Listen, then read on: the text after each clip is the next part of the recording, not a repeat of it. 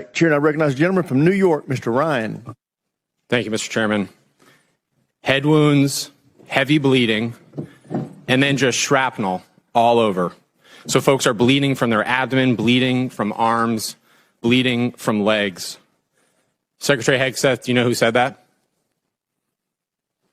I'm not sure I do. It was one of our soldiers describing the devastating Iranian drone strike at Port Shuaibah, March 1st in Kuwait. As you know, 6 of our soldiers killed, over 30 wounded. Secretary, do you know the range of the Shahed 136 one-way attack drone, approximately? It depends on the variant, but it's got serious distance. Several hundred miles. Mm-hmm. Do you know how far Port Shuaibah is from Iran? There's a reason why we took extreme measures of force protection, because we understood the proximity challenges. Mr. Chair, I'm going to reclaim my time.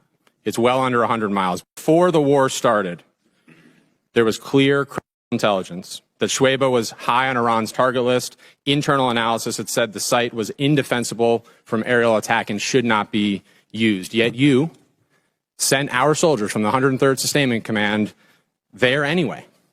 Is that true or false? True or false?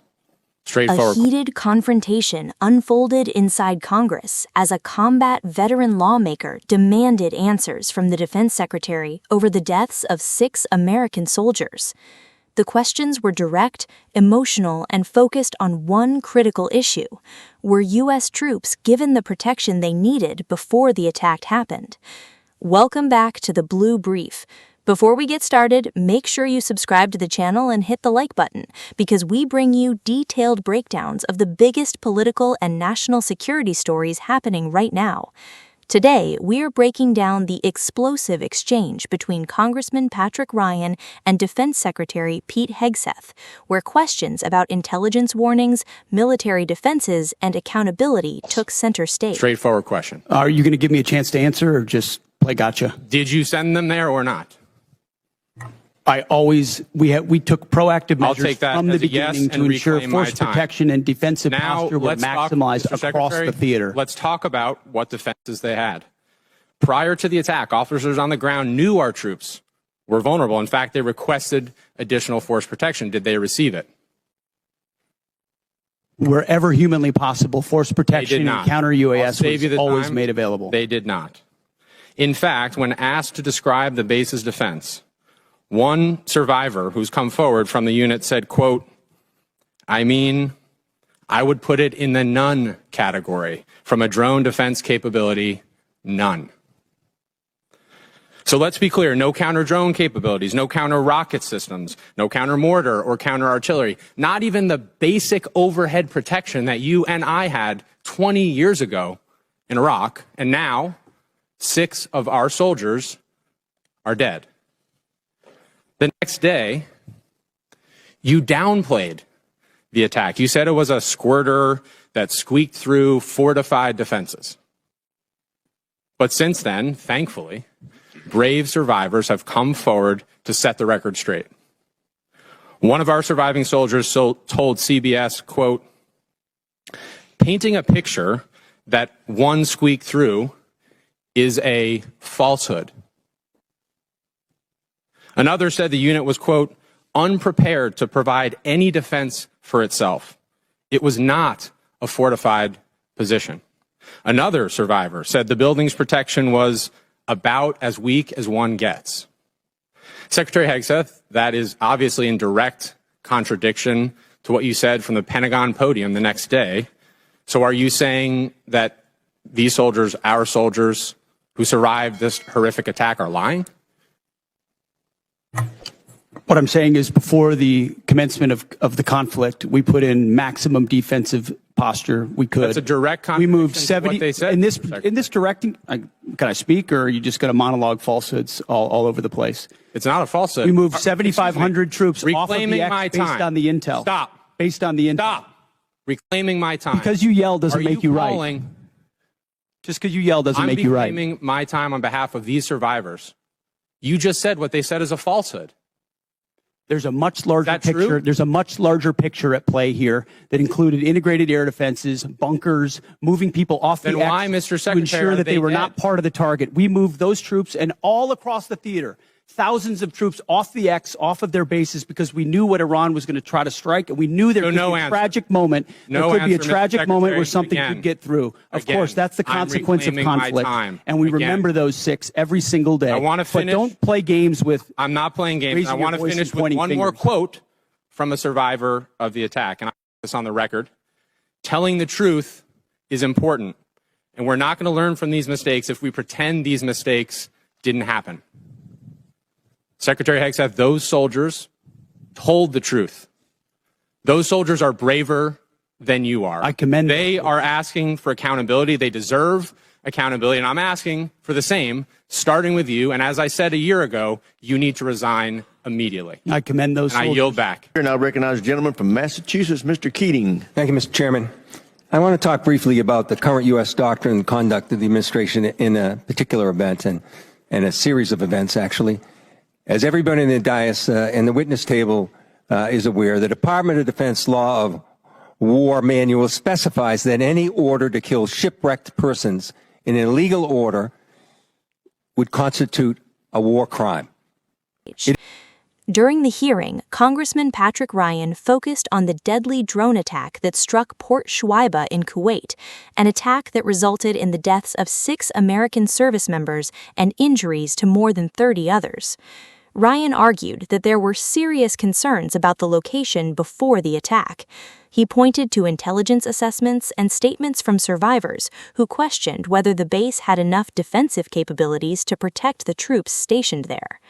One of Ryan's strongest arguments came when he discussed testimony from soldiers who survived the attack. According to Ryan, some survivors described the defensive capabilities at the location as extremely limited, raising questions about whether additional protection should have been provided. The emotional moment came when Ryan challenged Hegseth over previous statements describing the attack as a strike that had managed to get through existing defenses. Ryan questioned whether those comments accurately reflected what the survivors experienced. He asked whether the secretary was suggesting that the soldiers who survived the attack were wrong in describing the conditions they faced. Hegseth pushed back. It isn't suggested there's a specific example to show a clear-cut example of what this entails in our own manual. With that in mind, let's look back a few weeks ago when a fishing crew ended a long day of hard fishing, scoring a full stock of albacore and swordfish on board. Without any warning or expectation, this small Ecuadorian fishing vessel, operating about 200 nautical miles off the Galapagos Islands, was militarily engaged by U.S. forces. It was hit once, then it was hit again. Not a warning shot, not an interdiction, 2 drone strikes. Survivors described chaos and severe injuries. Our U.S. forces then handcuffed the crew at gunpoint, placed black hoods over their heads, seized and scrubbed their devices, and then held them for days. Ultimately, the crew was released, given there was no evidence to support any narco activity or any charges that may be against them. So to recap, we struck a vessel, we struck it again, set fire to it as it was sinking, and as public reports say, even drank their beer. We detained the survivors, and then we let them go. This should be eye-opening. Now let's go to another example, the double tap or 2-strike attack that took place on September 2nd in the Caribbean. A vessel was struck, disabled, and then struck again, killing all but 2 survivors that were left clinging to the wreckage. And this is the thing. We know this happened. We know how it happened. And the Defense Department still refuses to release the follow-up video of the killing of the shipwrecked survivors, even though they released the initial one to the public in major news networks worldwide. No difference in sources and methods in the 2 videos, but still not released to the public. Of course, the backlash was severe at the time and perhaps is being forgotten. An unpredictable but ennobled display of character from this administration. Fingers were pointed at one another as everyone scurried to cover, in a tacit acknowledgement that this was an issue potentially violating international law. Now, I've reviewed what's been available, the phony rationale that these attacks are about fentanyl trafficking, when we know fentanyl comes from China, India, through Mexico. than the baseless argument that this was about narco-terrorism. You know, I don't believe a word of it. This was to create leverage for regime change in Venezuela. And now the president acknowledged that was about oil. Beyond the simple need for justice and exercising American values, it's important for us to discuss what the U.S. belligerence in the world stage means to our security, our ability to marshal cooperation with our allies, and most importantly, not to normalize these actions that could endanger the lives of our own service members put in similar peril. Let me be clear about one thing. Whether it's these particular strikes discussed here, the one that killed 11 others off the coast of Venezuela, whether it's the 178 other killings, with each of these extrajudicial killings, the administration is pirating American values. We'll continue to investigate this. We will. It'll come forward in the future.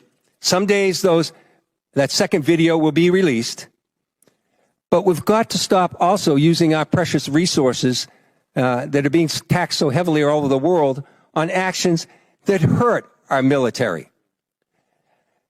They hurt our military and they hurt our standing internationally, and they're hurting our standard here at home. I hope that we can move forward. I hope we can review whether these are justified, because I found no justification. We were given classified information on the second strike. I can't discuss it, but I must tell you, it's the most convoluted bullshit I ever heard in my life. This should be public. This is our honor. This is what makes American a difference maker. This is what we're proud of. It's an incredible array of false accusations. And I yield back my time.